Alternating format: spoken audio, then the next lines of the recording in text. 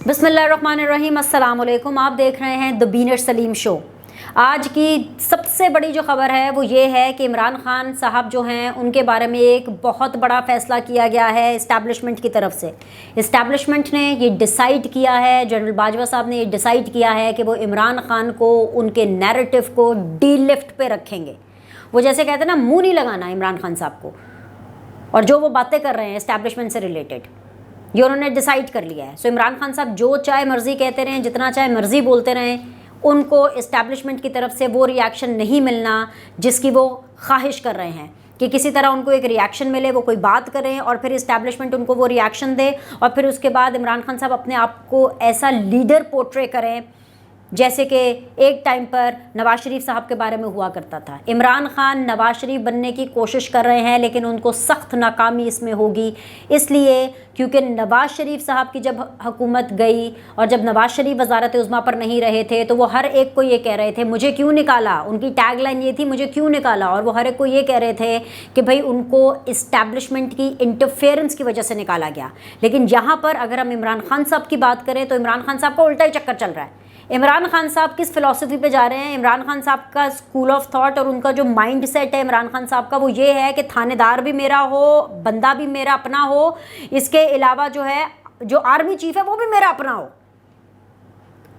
वैसे तो इमरान खान साहब ताना देते रहते थे अपनी ऑपोजिशन को, नून लीग को, नवाज शरीफ को ताना देते थे इमरान खान साहब के ये तो अपने अंपायर्स लगा के मैच तक, क्रिकेट का मैच तक नहीं खेलते थे। तो इमरान खान साहब आप खुद क्या करना चाहते हैं? क्योंकि इमरान खान साहब बार बार इस्टेब्लिशमेंट की तज़हीक करने की कोशिश कर रहे हैं, बार बार आर्मी को डीफेम करने की कोशिश कर रहे हैं, बार बार बाजवा साहब को डीफेम करने की कोशिश कर रहे हैं। कहाँ से शुरू करूँ मैं? पहले इमरान खान साहब ये कहते थे कि भाई इस्टेब्लिशमेंट जो है वो न्यूट्रल क्यों है। पहले न्यूट्रल न्यूट्रल कहते रहते थे, फिर कहते थे कि न्यूट्रल तो जानवर होता है। फिर उसके बाद मुफस्सल तौर पर इमरान खान साहब ने बताया कि जो न्यूट्रल है वो इस्टेब्लिशमेंट को ही कह रहे थे। पहले तो इबाहम था ना कि जी न्यूट्रल न्यूट्रल न्यूट्रल, फिर कहते हैं जी न्यूट्रल जानवर होता है, और फिर जी तीसरी चौथी दफ़ा आए सबके सामने टीवी के ऊपर तो आकर के सबको बोलते हैं कि भाई जो मैं न्यूट्रल है वो तो इस्टेब्लिशमेंट है। यानी आपने वो इबाहम भी ख़त्म कर दिया, यानी कि आप इस्टेब्लिशमेंट को न्यूट्रल कह करके और फिर न्यूट्रल की ये आप डेफिनेशन दे रहे थे कि न्यूट्रल जानवर होता है। आज तो इमरान खान ने हदें पार कर दी, इतने डरे हुए हैं, इतने वो कन्फ्यूज्ड हैं, इतने ज़्यादा खौफज़दा हैं कि अपनी डर, अपनी कन्फ्यूजन, अपने खौफज़दा होने की वजह से इमरान खान साहब अखलाकियात भूल गए हैं। अब इमरान खान साहब बदतमीज़ी पर भी उतर आए हैं। पहले तो जी उनके कारकुनान और उनके जितने भी सपोर्टर्स थे वो आम लोगों के साथ बदतमीज़ी करते थे। हम सहाफ़ियों के साथ तो ट्विटर के ऊपर जो उनके जितने भी फॉलोअर्स थे वो जो कुछ करते हैं वो किसी से कोई ढकी छुपी बात नहीं है। जिस तरह से ट्रोलिंग की जाती है, जिस तरह से गाली गलोच की जाती है, लेकिन अब इन लोगों ने तो इस्टेब्लिशमेंट को भी नहीं छोड़ा, आर्मी के इदारे को भी नहीं छोड़ा। आज तो इमरान खान ने हद कर दी। इमरान खान साहब कह रहे हैं कि भाई अगर आपके घर पे डाका पड़ जाए तो जो चौकीदार है क्या वो न्यूट्रल होगा? एग्जैक्टली उन्होंने कहा कि आप खुद सुन लें। आपको मेरी बात पे यकीन नहीं आ रहा ना, आप उनकी बात सुने। खान साहब, मेरा सिर्फ आखिरी एक सवाल है अपने न्यूट्रल से, सिर्फ उस पर मैं खत्म कर रहा हूं अपनी तकरीर, कि अगर घर के ऊपर डाका पड़े तो क्या चौकीदार न्यूट्रल हो सकता है? Thank you. सुन लिया आपने?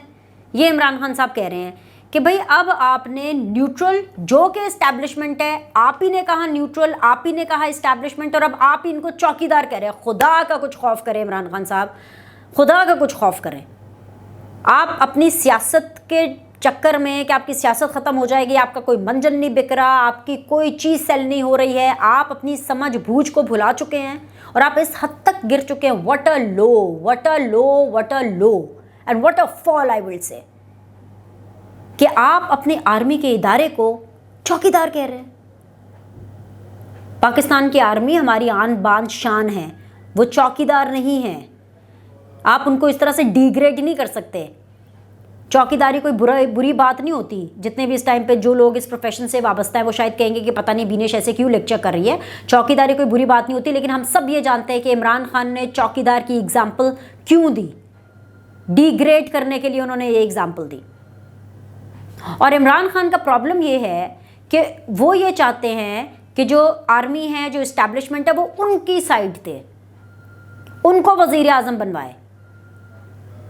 अगर पाकिस्तान की तारीख में पहली बार ऐसा हुआ है कि इस्टेब्लिशमेंट ने ये डिसाइड कर लिया है कि उन्होंने गंद में नहीं पड़ना सियासतदानों के, उन्होंने अपनी साइड अलग कर ली है, वो इस सियासत के खेल में नहीं आना चाहते, वो इंटरफेयर नहीं करना चाहते, तो फिर इमरान खान साहब क्यों ज़बरदस्ती कह रहे हैं कि नहीं नहीं आप इंटरफेयर करें, आप पॉलिटिकली जो सियासी मामला है उनमें इन्वॉल्व हों, इमरान खान को हेल्प करें, इमरान खान को वज़ीर आज़म रहने में पहले हेल्प करते चले। जी अब आपने वोट ऑफ नो कॉन्फिडेंस करा दिया, ओके फाइन, क्योंकि आपने इंटरफेयर नहीं किया, आर्मी ने इंटरफेयर नहीं किया, इसलिए वोट ऑफ नो कॉन्फिडेंस हो गया और अब मैं घर चला गया तो अब मुझे दोबारा लेकर के आएँ।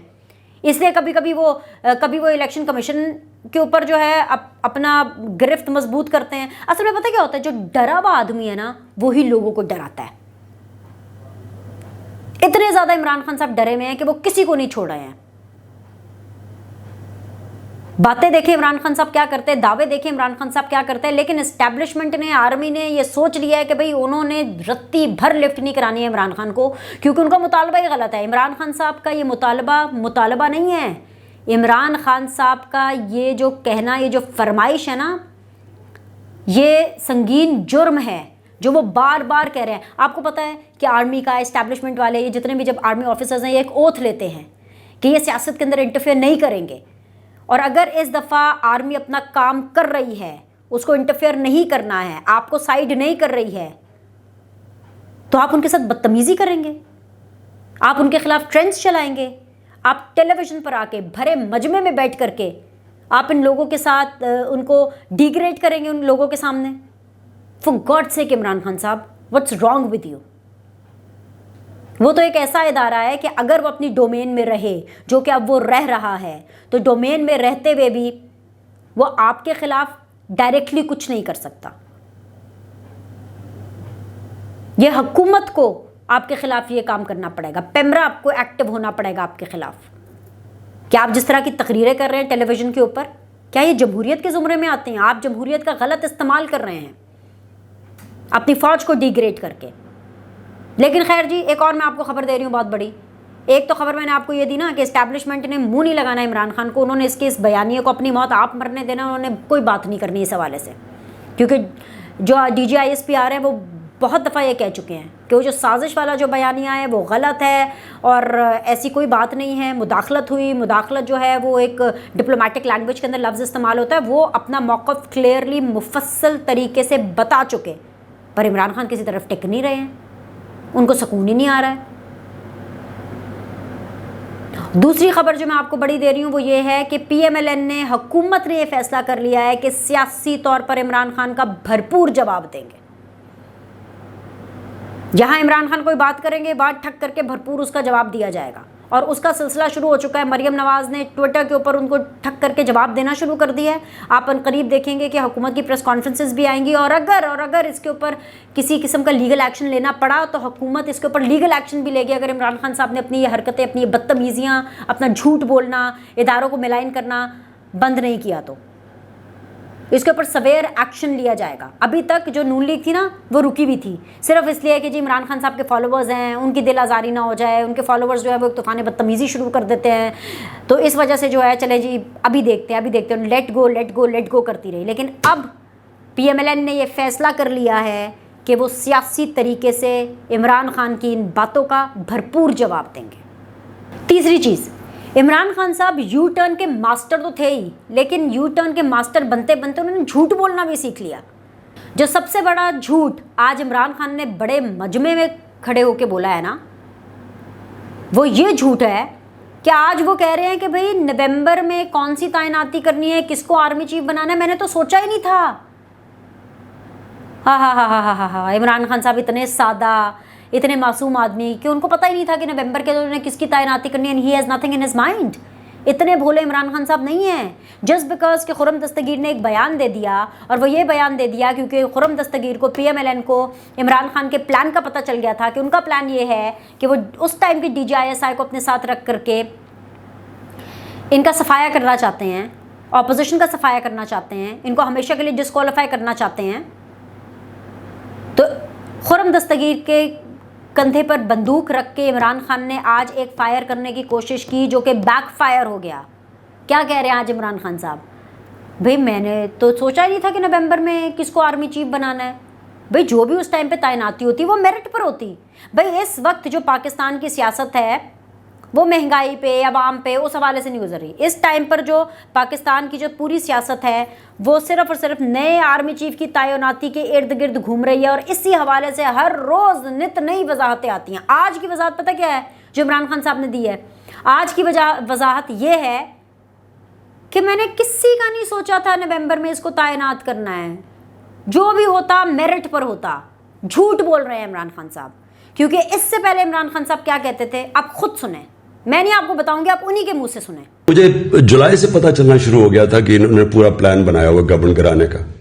तो मैं नहीं चाहता था कि हमारा जो इंटेलिजेंस चीफ चेंज हो जब तक ये सर्दियां न निकले। मैंने तो अपनी कैबिनेट में, मैं तो ये ओपनली कहा था, ये छुपी बात नहीं है। मैं ओपनली ये कह रहा था कि जब मुश्किल वक्त है तो आप अपना मेन जो आपका इंटेलिजेंस चीफ है उसको चेंज नहीं करते, क्योंकि उसी वो आइज और ईयर्स है गवर्नमेंट की।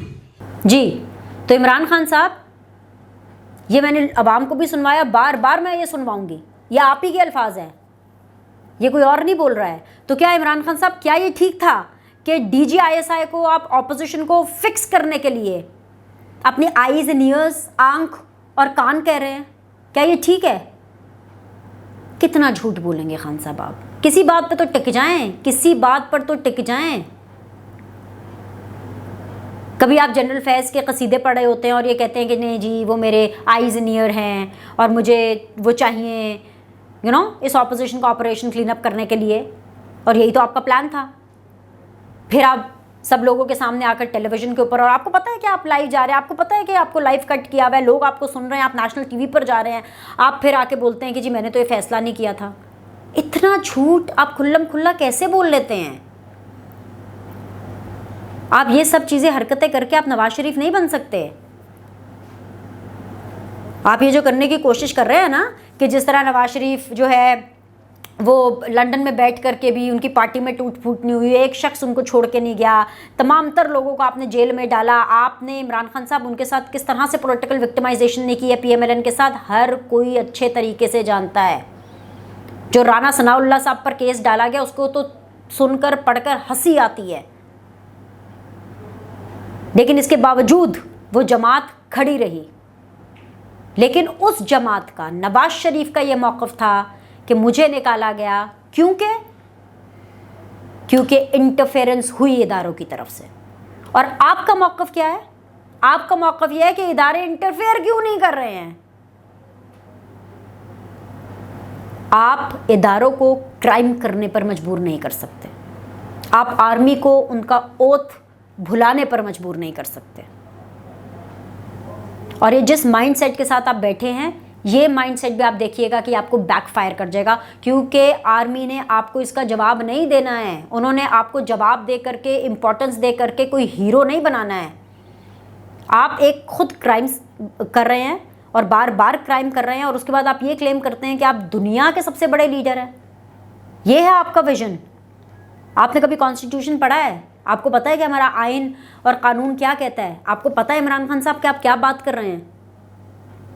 डरे हुए आप हैं, झूठ आप बोलते हैं, इल्ज़ाम आप लगाते हैं, कंपटीशन आपका जो है वो मरीम नवाज़ से होता है। वैसे आप बोलते ये हैं कि जी मेरा तो मुकाबला नवाज़ शरीफ से है और मेरा मुकाबला जो है वो शहबाज शरीफ से है, लेकिन कोई ऐसा मौका, कोई ऐसी तकरीर आप नहीं करते जिसके अंदर मरीम नवाज़ का जिक्र ना हो। और फिर ऐसी बातें करने के बाद आप ये समझते हैं कि जी मेरे साथ कोई बहुत बड़ा जुल्म हो रहा है। ये जुल्म आप खुद अपने साथ कर रहे हैं इमरान खान साहब। एनीवेज जी, आज के लिए इतना ही। मैं ये दुआ करती हूँ, मैं ये उम्मीद करती हूँ कि पाकिस्तान के अंदर ये जो डिबेट है ना, जिसके गिर्द पाकिस्तान की सियासत घूम रही है, ये किसी तरह जो डिबेट है ये ख़त्म हो और रियल इश्यूज़ की तरफ जो है वो फोकस किया जाए। इमरान खान को फोकस करना चाहिए अपनी सियासत के ऊपर। इमरान खान को फोकस करना चाहिए अगले इलेक्शन के ऊपर। कोई परफॉर्मेंस भी चीज़ होती है कि आपने अपने एम्पायर लगा के ये सारी चीज़ें करनी है। मैं इलेक्शन तभी जीतूंगा जब मेरा बंदा होगा, मैं इलेक्शन तभी जीतूंगा जब आर्मी चीफ मेरी मर्जी का होगा, मैं इलेक्शन तभी जीतूंगा जब थानेदार मेरी मर्जी का होगा, मैं इलेक्शन तभी जीतूंगा जब इलेक्शन कमिश्नर मेरी मर्जी का होगा। कोई खुदा का खौफ करे, इदारों को इंडिपेंडेंट रहने दें, उनको मत घसीटें सियासत के अंदर। ये सियासत का जो काम है इन सियासतदानों का है। आपका मसला है, आप डायरेक्टली डील करें, नवाज शरीफ से डील करना है, शहबाज शरीफ से डील करनी है, आपने बिलावल से डील करनी है। और वो डील में पैचअप वाली डील की बात नहीं करनी, निबड़ने वाली बात कर रही हूँ कि अगर निबड़ना है, जो है आपने पंजा आजमाई करनी है, तो जो सियासी लोग हैं उनके साथ करें। आप किसी तीसरे को ना शामिल करें कि वो आके आपका मसला सॉल्व करे, क्योंकि इससे मसला ख़राब हो जाना, आपका भी ख़राब हो जाना और पाकिस्तान का भी हो जाना है। लेकिन खैर, अब जितनी चाहे मर्जी कोशिश कर लें, आर्मी ने ये फैसला कर लिया कि वो इस गंद में नहीं पड़ने वाले हैं, पीरियड। ये आपकी कोशिश, ये भी रायगा जाएगी, करके कोशिश आप जितनी चाहे मर्जी देख लीजिए। इसको गनीमत जानिए अगर आप तक आवाज़ पहुंच रही है, और सुधर जाइए, झूठ कम बोलें और आर्मी को टारगेट कम करें। इस तरह के हैशटैग्स ना चलाएं, इस तरह की बातें भरे मजमे के अंदर ना कहें, इस तरह की चीज़ों को आप सपोर्ट ना करें। बल्कि आपको तो मना करना चाहिए अपने सपोर्टर्स को और उन तमाम लोगों को जो कि ये बात करते हैं इस तरह की, कि नहीं ऐसी कोई बात नहीं है। मतलब थिंक लाइक अ विजनरी ना, थिंक लाइक अ लीडर। आपकी सोच ही ख़त्म हो गई इस डिप्रेशन में। आपकी हुकूमत क्या गई, आपकी तो सोच ही ख़त्म हो गई। खैर, जिसके साथ मेरा वीलॉग भी ख़त्म हो गया। आपने लाइक करना है, सब्सक्राइब करना है, आपके फीडबैक का इंतज़ार रहेगा। अगले वीलॉग में आपसे मुलाकात करते हैं। Look after yourself. अल्लाह हाफ़िज़।